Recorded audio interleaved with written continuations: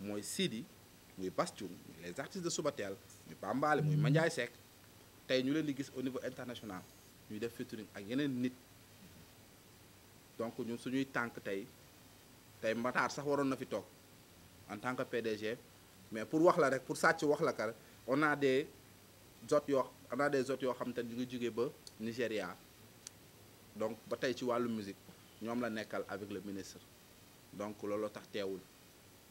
donc pour wax la ñu ngi prôné ci côté boobu ñu ngi ciy dox bu baax a baax a baax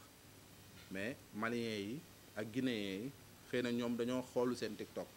xëy na ñoom dañoo xeexul seen biir xëy na ñoom ñu ngi def ay featuring mais Nigéria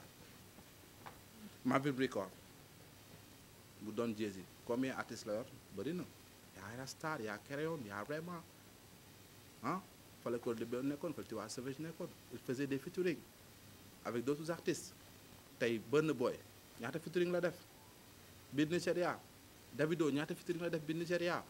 mais Sidi Diop war na gis benn xale mu génne benn single Jayla génne benn single wala Awa Thiès wala Astar wala kenn mënu ko je sens ce single kaa ju defaat ko def ko ak moom mu def dara Wally war na gis Bambaale génne single wala Mandiaye wala Sidi mun ko kaay ñu reprendre ko def featuring mais ñun bu ñu commencé loolu suñu dëkk boole ko am objectif mais dañuy dem te Wally aussi mi ngi prôné ci loolu parce que mi ngi génn gis nañ liggéey boobu ñu ngi koy félicité aussi te tànk yooyu mu jugtee Subatel mi ngi ci te incha allah sous peu de temps vous aurez des surprises day créer ay talent mais créewul ay clan tey musique bu ñu naxante musique yéen mi yow bi di ma posé question sax xam nga ni instant bi nii ñu bëri 90% clan lañ ko jàppee da ngay dégg jeune talent bu toog sax naan boo amul label wala amoo ku la jàppale doo dem si musique Sénégal am na vrai ou faux mais loolu boo demee ba koy xalaat mooy yaa ngi jàpp ni musique bi clan la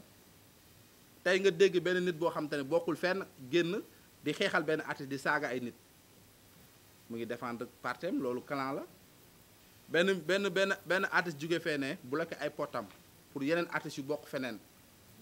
the best kat beatmaker la benn Wally Seck war na ko mën a seet si ni ko defal ma beat mu defal ko beat mu fay ko mu dem mais benn manager am wala kenn ni ko exemple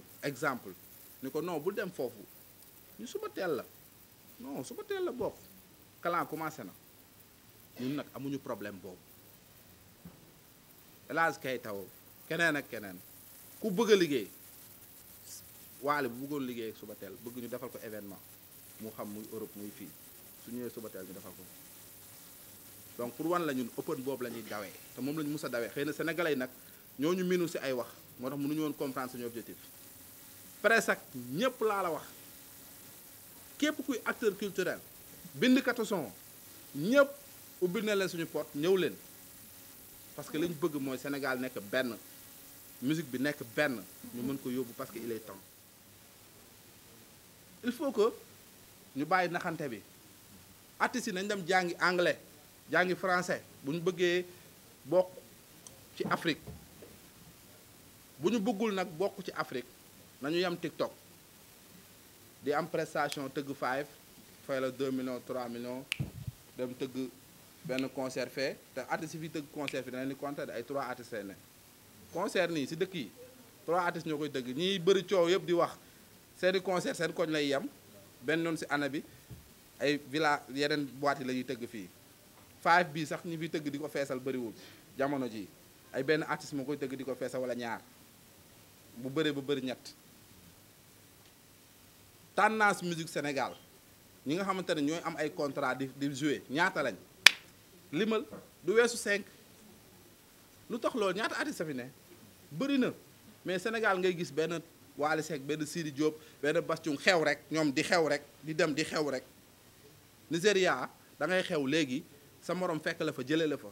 parce que dañuy liggéey mais fii liggéeyuñu te ñi ne ci kaw bu ñu muusee bu ñu jàppee affaire bi xam yoon bi dañ koy téye liggéey wasalaam. ay coups dañuy bokk mbalka ça dépend ci coups yi jikko yi ñu yor coups yu dof moom di mbëkkee rek boo leen boole sax fu dul mbalka duñ fa bokk mais ay coups yu nitee dañ bokk mbalka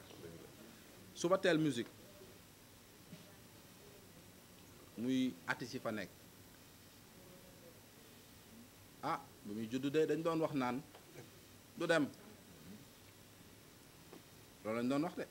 te tey ñu classé ko ci label bi gën a productif actuellement ñu classé ko ci label bi nga xam te ni daaw naa bu ñu doon joxe coupe ren moom lañ koy jox xaw ma nag déwén mais ren moom bu ñu doon joxe coupe sàllaaw suba teel lañ koy jox te dañ doon wax naan du dem du dem léegi mu tas label boobu du dem tey ñu liggéey loo xam te ne li ñu liggéey amul benn label bu ko fi liggéey 43 554 000 de streaming de vues sur YouTube 22 singles yu génne 46 vidéoclips on a fait des 12 grands concerts par Subatel 12 grandes prestations 46 grands concerts de prestations et des festivals participer des festivals comme FEMUA comme Rio Loco comme festival de Denver